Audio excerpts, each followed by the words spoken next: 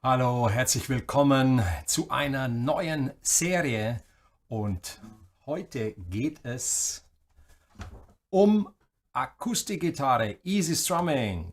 Hallo, ich freue mich sehr, wir sind live. Heute geht es um den Song Stand By Me von Ben E. King. Da schauen wir uns an, wie die Begleitung bei diesem Lied funktioniert. Und ich habe mir extra einen Standard ausgesucht, also ein Standard-Rhythmus-Pattern mit 4 Akkorden, die sich immer wie ein Loop wiederholen, also idealerweise, um hier einen super Einstieg zu finden bei Akustikgitarre. Warum Easy Strumming? Weil nun das Strumming ist etwas, was in 80% der Fälle eigentlich das am meisten verwendet wird, wenn man eine Akustikgitarre in der Hand hat. Ne? Das ist das, was man von uns erwartet. Akustikgitarre und los geht's. Und gleich als Vorschau möchte ich euch auch sagen, wie lange ich das machen möchte. Also das geht heute nicht so lang, höchstens 20 Minuten. Das müssen wir hinbekommen und so, ich will diese Videos ein bisschen kürzer halten in dieser Serie. Und wir werden das wirklich die nächsten Monate, Jahre durchziehen, bis ich mir sicher bin, dass ihr Strumming und Begleitung mit der Gitarre richtig gut könnt. Wir werden teils mit dem Plektrum, auch mal mit den Fingern spielen und uns das ganz genau angucken, um wirklich damit keine Schwierigkeiten mehr zu haben. Also von Songs wie San Francisco, Wild Thing, von einfachen Sachen wie The Lion Sleeps Tonight zu Redemption Song und also wirklich auch aktuellere Sachen. Wir gehen dann bis zu den Beatles, Norwegian Wood. Wir schauen uns an, kann man mit Akustikgitarre einen Song wie Sweet Child of Mine von Guns N' Roses begleiten.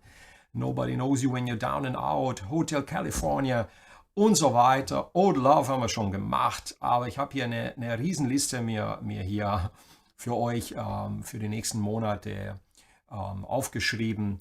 Was habe ich hier alles noch? Islands in the Sun, While My Guitar Gently Weeps, Sunny, Abba, Wonderwall haben wir schon gemacht, aber gehen wir noch mal rein und schauen uns ganz spezifisch das Strumming an. Bis zu Songs wie Dancing Queen von Abba oder auch Sultan So Swing von den Dire Straits. Wie kann man das begleiten? Und das möchte ich mit euch durchgehen. Also, wir sind live, deswegen sage ich gleich mal ein herzliches Hallo an alle, die live im Chat dabei sind. Liebe Grüße an euch alle. Ich hoffe, ihr habt eure Akustikgitarren am Start und ich weiß, ich habe die letzten Monate, fast schon das letzte Jahr, sehr viel mit der E-Gitarre gemacht und habe von euch die Bitte bekommen, mehr in dem Bereich zu machen. Ich werde mich jetzt dran halten, also es wird Überhand nehmen in der nächsten Zeit mit der akustischen Gitarre. Speziell in dieser Serie werde ich mir alle Mühe geben, um euch da richtig viel zu machen. Okay, das zur Einleitung. Herzlichen Dank, dass du dir meine Einleitung jetzt angehört hast und wir gehen auch gleich rein. Schauen wir nochmal, Bild und Ton ist okay. Super, das freut mich sehr. Ne? Also, ja, da werdet ihr viel Spaß haben. Also, ich gehe gleich mal rein in die Akkordfolge, um euch die zu zeigen. Und zwar, was haben wir hier? Wir haben... Also kurz hier alles vorbereiten für euch, dass man das dann hier, weil ich bin ja immer mein eigener Regisseur, wie ihr sehen könnt. Also was ich jetzt mache, ist, ich gucke mir die Akkordprogression mit euch an und dann gehen wir gleich in das Strumming rein. Also die Akkorde, die im Original verwendet werden, sind A-Dur. Aufnahme rein. So kannst du es nochmal genau sehen. Also wir haben ein klassisches A-Dur. Das kannst du so greifen, mit den 3 Fingern nebeneinander. Manche greifen es auch so, wenn es ihnen zu eng ist. Oder die bluesigere Variante, einfach ein Barré hier mit dem Zeigefinger. Die dünne E-Seite ist nicht wichtig. Das ist der Sound, den wir wollen. Der zweite Akkord ist tatsächlich ein Barré-Akkord. Das ist ein Fis-Moll, ein verschobenes E-Moll, 2 Bünde weiter, das ist dann dein Barré und dann machst du einfach ein Fis-Moll draus. Also, und so hast du die Möglichkeit, ich werde auch unter dem Video mein Video, wie man Barré-Akkorde leicht spielen kann, verlinken, sodass du das auch trainieren kannst. Und deswegen, ich lasse hier das Fis-Moll drin. Man kann das Ganze auch mit einem Capodaster spielen. Zeige ich euch auch gleich. Dritter Akkord ist D-Dur. Und der vierte Akkord ist E-Dur. Also wir haben die klassische 1, also Grundton ist A, erster Akkord. Dann die 6, also wenn du jetzt von A hochgehst in der A-Dur-Tonleiter, ist deine sechste Note ein Fis und das ist der zu A-Dur relative Mollakkord, immer 3 Bünde tiefer. Ne? Bei G-Dur wäre es beispielsweise E-Moll. Und hier haben wir A, Gis, G, Fis. Also der sechste Akkord in der Akkordprogression. Der vierte, die Quarte, D. Und die Quinte, E. Das so als musiktheoretischer Hintergrund. Wenn du das Lied mit dem Capodaster spielen möchtest, dann kannst du das beispielsweise in den zweiten Bund machen. Und dann hast du die Akkorde G-Dur, E-Moll, C-Dur und D-Dur. Das sind die 2 Varianten, mit denen du in der Originaltonart unterwegs sein kannst. Aber wir lernen es mal ohne, gehen gleich rein in das Gitarre-Profile und schauen uns den Rhythmus an. So, wie funktioniert hier das Ganze? So, also hier oben kannst du nochmal die Akkorde sehen. A, Fis-Moll. Hier brauchst du nicht viel Kraft. D-Dur und E-Dur. E-Dur alle Seiten, A-Dur von der 5., Fis-Moll alle Seiten und D-Dur von der 4. Originaltempo ist 118. Und hier kannst du schon anhand der Notation erkennen, das sind Abschläge, diese Form hier. Und dieses V bedeutet ein Aufschlag. Also du hast den Klassiker. Zweimal runter, zweimal hoch, einmal runter, einmal hoch. Also hören wir mal rein in den Takt. Ich lasse den geloopt, dass du das genau hören kannst.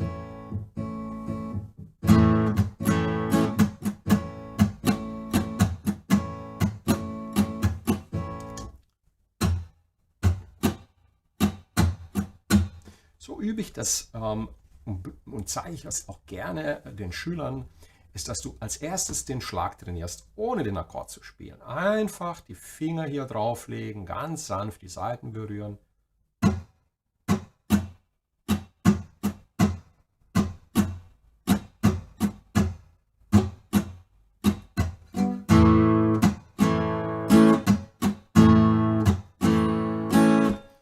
Wenn du das hier siehst und etwas ausgeixt ist, wie hier, dann lüpft man den Finger. Und das ist die Stelle, wo der Akkord nicht klingt. Also wir haben 3-mal klingt der Akkord, wie du hier sehen kannst, und 3-mal nicht.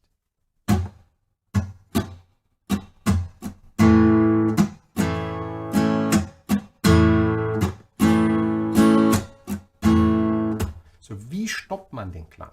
Einmal, indem man hier den Finger lüpft und indem man diesen, ich nenne ihn den, hoppla, ich spiele mein Pezzo ja nicht, ich nenne ihn den Handkantenschlag, das ist wie so ein Karateschlag, ganz dezent. Und wenn du den schlägst, also du spielst den ersten und der zweite Schlag ist ein Schlag, wo du die Finger hier lüpfst und gleichzeitig, wenn die Handkante hier drauf fällt, das hier machst.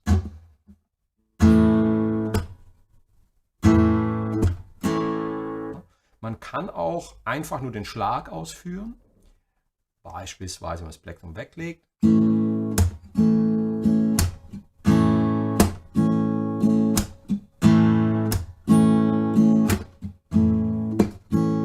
Das ist mehr so die Fingerstyle-Begleitung. So, gewöhn dir an, das mit diesem Schlag auszuführen. Du musst nicht gleichzeitig mit dem Plektrum spielen, einfach den Akkord strummen nach unten, den Schlag ausführen, sodass dein Plektrum unten ist, weil dann kommst du ja wieder hoch. Ja, also. Du hast zwischen den beiden Aufschlägen einen Luftschlag. Ja, also. Ja. Genau hier zwischen den beiden, das siehst du hier unten, ist die Achtelnote. Und du hast also einen Aufschlag, dann kommt deine Hand hoch, geht wieder runter und dann ein doppelter Schlag zum Ende, in dem die Saiten hier mit dem Zeigefinger einfach gelüpft werden. Jetzt beobachte bitte meinen Zeigefinger. Und du siehst, ich mache auch das hier. Ich mache es jetzt mal so, dass es noch besser klingt. Du wirst jetzt hören, jetzt habe ich die Schwierigkeit, dass die A-Seite weiter klingt. Deswegen, wenn ich das so greife und dann meine Finger hier leicht die Saiten berühren, so das ist dieses Abdämpfen, ganz wichtig, dann klingt die A-Seite nicht. Also das so als Erklärung, wie der Rhythmus funktioniert. Wir hören nochmal ins Originaltempo rein und dann fahren wir es runter. Ich fahre das Ganze jetzt runter hier auf Tempo 80. So, Sekunde. 80. Kannst du gleich sehen. Und dann spiele ich einmal jetzt das durch und dass du das genau beobachtest.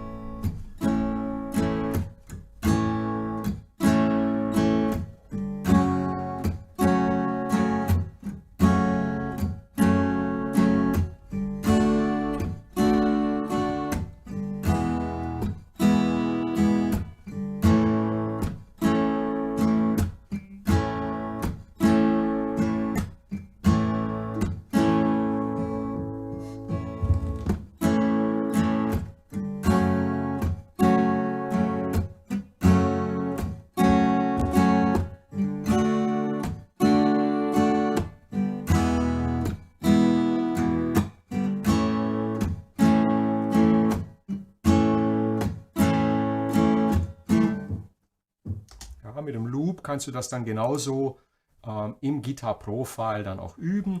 Meine Empfehlung ist immer Akkord für Akkord das durchzunehmen. So wichtig ist, dass du es langsam übst und ich erst an dieses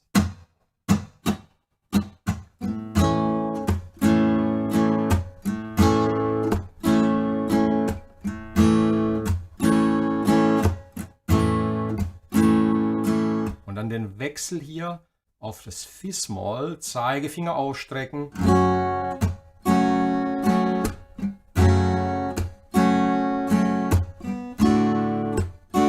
D ist kein Problem.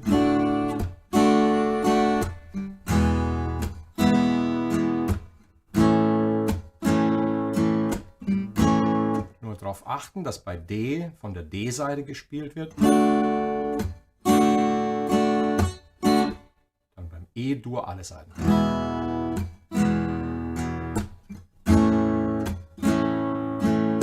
So, hier ist wichtig, wenn du den Akkord so greifst, dass du dann den Schlag ausführst, weil der Schlag, der stoppt die Saiten und wenn du den ausgeführt hast, achte darauf, dass dein Plektrum hier unten ist, ne? Damit du zweimal hoch spielen kannst, ne? Die sogenannten Upstrokes. Und immer wenn du das magst, einmal hoch, dann kommt deine Hand per Luftschlag wieder runter und dann hoch. Und dann diese kleine, eigentlich nur ein kleiner perkussiver Schlag. Runter, hoch, nicht abgedämpft. Also abgedämpft, Entschuldigung.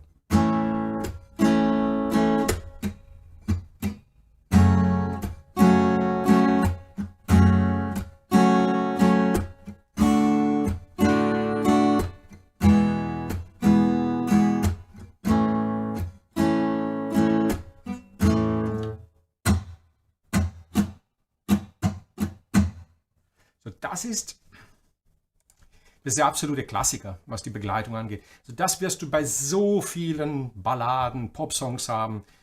Also das musst du dir drauf schaffen. Da, ba. Man muss dieser da, dieser Schlag. Das kommt alles vom Schlagzeug. Ja? Also dieser Schlag, diese Pause dort, das ist ganz, ganz entscheidend, dass du den Rhythmus gut hinbekommst. Jetzt gucken wir nochmal rein in die Akkordfolge. Die Akkordprogression hat immer zweimal A, zweimal Fis-Moll, einmal D, einmal E und dann nochmal zweimal A. Jetzt beginnt es wieder von vorne, zweimal A. Und das zieht sich, und das ist super zum Üben, das zieht sich durch das ganze Lied. So, jetzt kann ich euch noch den ein oder anderen Tipp geben, wenn du dann den Rhythmus drauf geschafft hast, kannst du vielleicht, ich habe so die ein oder andere Idee, wie du das noch ein bisschen verschönern kannst mit diesem schönen Basslauf, der da drin ist. Ne? Also in einem Gitarre-Profile, das ich dir dann zur Verfügung stelle, ist auch die Bassmelodie dabei. Ne? Kann man dann wunderbar spielen, aber wie wäre es, wenn wir den Rhythmus kombinieren mit einigen Bassnoten? Schauen wir uns mal an, wie das dann klingt. Das würde dann so klingen.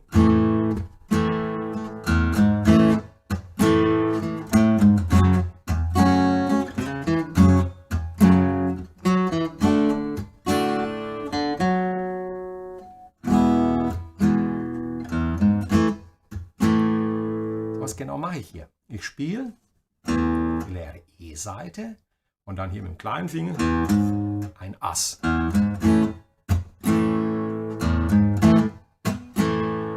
Dann A, Ass, 5, 4, Fis-Moll. Und dann so ein bisschen wie Hendrix. Also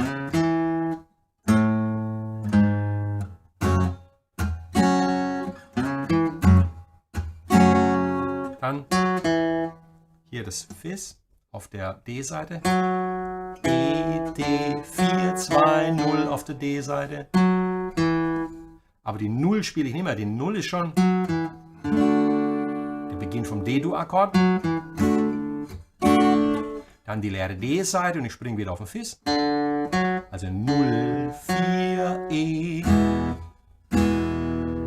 Leere E-Seite, vierter Bund E-Seite. Ganz langsam.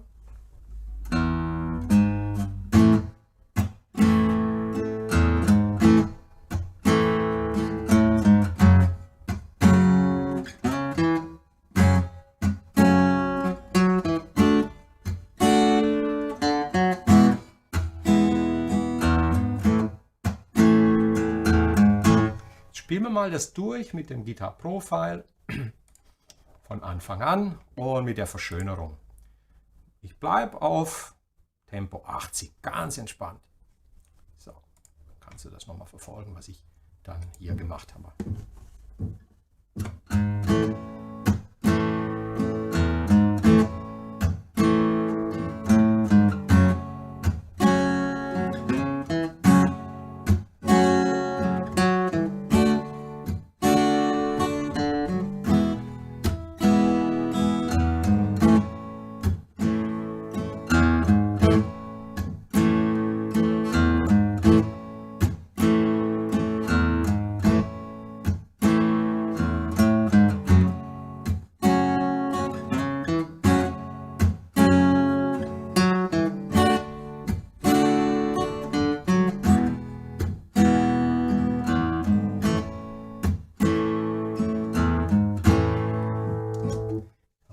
Hier gleich mal ein Hinweis. Das ist nur eine Idee, wie man das machen kann, wie man damit Spaß haben kann. Du kannst diese komplette Linie, die die Gitarre hier spielt, ich kann das ja mal kurz einblenden, dass du das sehen kannst hier. Das ist also eine Menge Holz hier auf der, das ist die Begleitung nochmal komplett, dass du das beobachten kannst. Und dann die zweite Gitarre, das wäre dann hier die Melodie. Ich ziehe das mal hier auf 200%, dass du das genauer sehen kannst. Und ich gehe mal hier rein und lasse das mal laufen, dass du das Also meine Empfehlung wäre, hiermit auch Spaß zu haben. Ne? Also auf keinen Fall das nicht zu machen. Ne?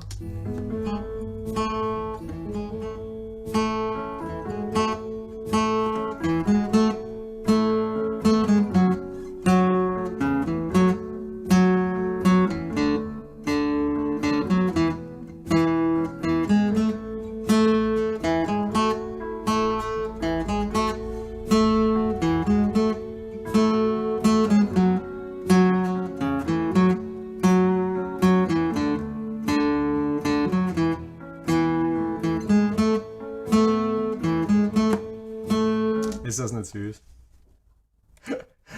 Ist das nicht süß?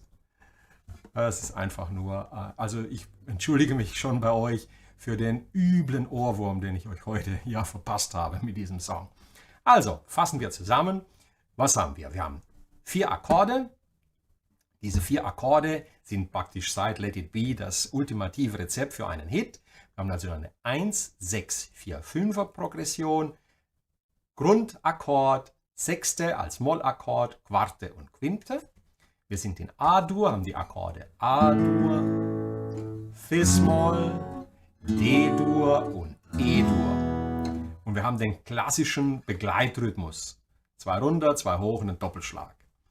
Und ich hoffe, dass es euch genauso viel Freude bereitet wie mir auch. Ich gehe jetzt nochmal auf Tempo 118, spiele es für euch ganz normal in der Begleitung durch, sodass ihr nochmal das Zieltempo lernen könnt. Bleiben wir hier in dieser Variante, markieren das Ganze hier und dann könnt ihr das genauso üben. So, 4 Vorzähler, los geht's. Ciao.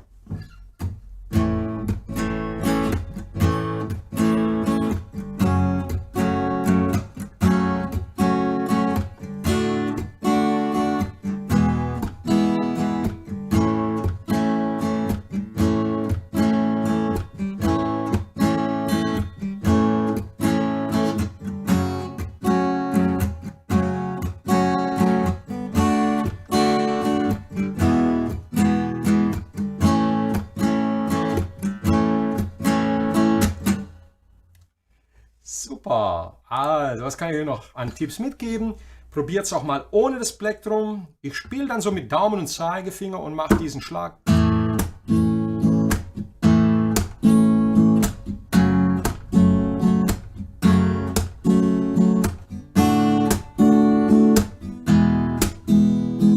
Man hört den Schlag besser in dieser Variante. Ich gehe mal in die Nahaufnahme, dann kannst du es noch besser sehen.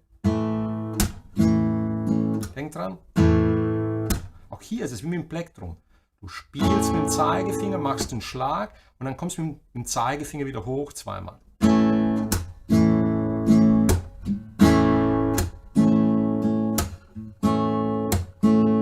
Die Fingerstyle-Begleitung wäre dann gezupft.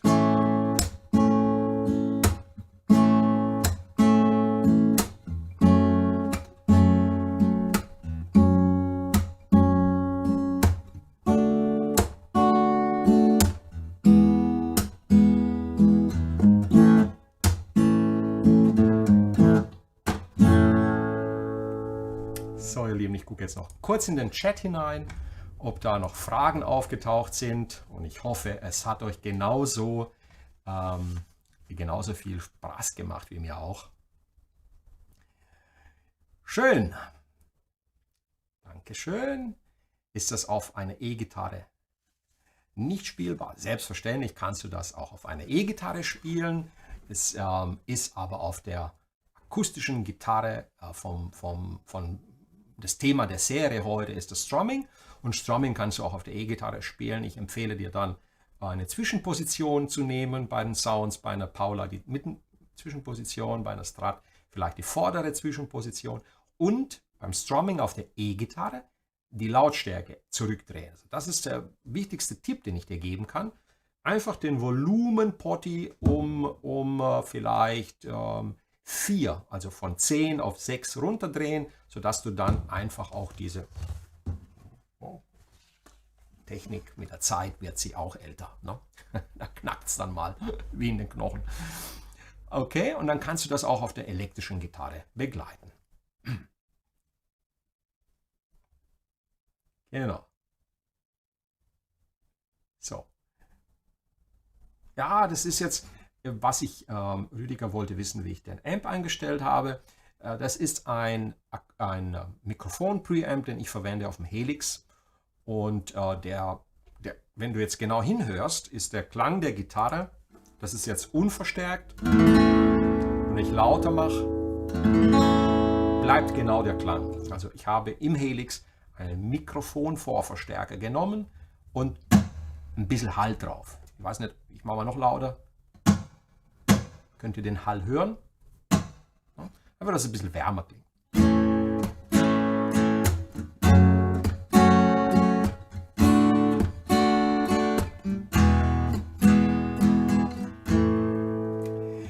So, das war das Intro in die neue Serie Akustikgitarre Easy Strumming, Stand By Me. Was heißt jetzt Easy Strumming? Ich habe also vor, mindestens 50 Songs mit euch in den nächsten Wochen und Monaten zu machen und euch dieses Strumming zu zeigen. Das heißt, das Strumming wird nicht immer das genau sein, was die Gitarren in den Liedern spielen. Aber wenn du alleine begleitest, musst du ja anders begleiten, wie wenn du in der Band spielst. Es geht also um das Begleiten auf der Gitarre mit deinem Plektrum oder mit den Fingern, idealerweise mit einer Akustikgitarre. Ja? Sodass du oder entweder du singst, ja? Ich habe jetzt nicht gesungen, aber das mit Gesang wäre das dann, also es ist ein Ton höher, wie ich normalerweise singe. When the night has come and the land is dark and the moon is the only light to see. So darling, es ist sehr hoch, ne, für mich. Ich würde es wahrscheinlich in Gehe durchspielen mit dem Capo im zweiten. Gar nicht ein Capo, einfach nur Gehe durch.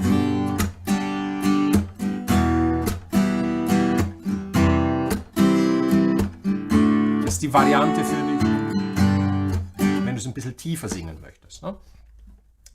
Und darum geht es mir, euch dieses Strumming auf der Akustikgitarre ans Herz zu legen. Und natürlich kann man es auch auf der, so, jetzt habe ich genug mit dem Geknacke hier, auch auf der E-Gitarre kann man das machen und darum geht's. Herzlichen Dank, dass ihr dabei wart. Ich wünsche euch jetzt schon viel Spaß mit diesem Beispiel. Das ist ein leichtes Beispiel. Ich bleibe in den nächsten 4, 5 Songs ganz leicht, also alle auf diesem Level und werde dann langsam anziehen, sodass wir dann am Ende, also wo wir liegen. Wir liegen wahrscheinlich dann bei Hotel California, wir liegen bei Mark Knopfler mit Sultans of Swing und so weiter, sodass ihr die Songs begleiten könnt. Ja? Es geht nicht darum, dass wir hier genauso klingen wie das Original, sondern wie kann man die Lieder begleiten. Und ich lege euch noch ans Herzen, euch die Hefte, die Song-Lieder-Bücher zu kaufen. Das Ding, die habt ihr bestimmt schon irgendwo mal gesehen. Dort sind diese ganzen Songs auch drin und aus diesen Büchern können wir dann wunderbar begleiten, lernen. Unglaublich viel Material.